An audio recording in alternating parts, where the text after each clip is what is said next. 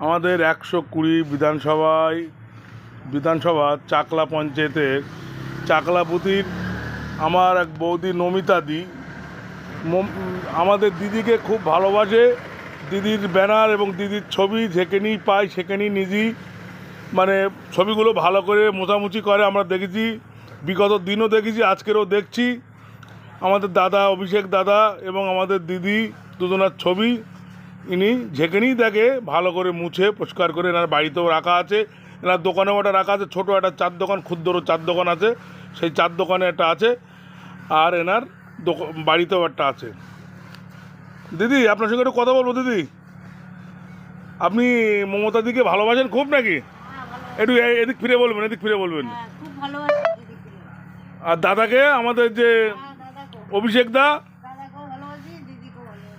তো ওদের কাছে কি আপনার ইচ্ছা, কি মনের কাছে দেখা করার খুব ইচ্ছা আছে ওদের? একবার ইচ্ছা যে অভিষেক দাদার সঙ্গে আর আমাদের নয়নের মণি মমতা ব্যানার্জি আমাদের দিদি সঙ্গে একবার দেখা করার ইচ্ছা। তো ঠিক আছে, আপনি আমাদের যে বিদেশদার ছবি, সেই বিদেশদার ছবিটা কোথায় আপনার এখানে ছিল, সেটা কোথায় রেখেছেন? ওইখানে বিদেশদার ছবিটাও মুছেছেন তো?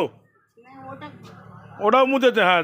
বিদেশদার ছবিটা মুছে ঘরে তুলে রেখে দিয়েছে। আর এখন বর্তমানে এই দেখেন ক্ষুদ্র চার দোকান, এই চার দোকান চালিয়ে ইনি খাই। এনার বর্তমানে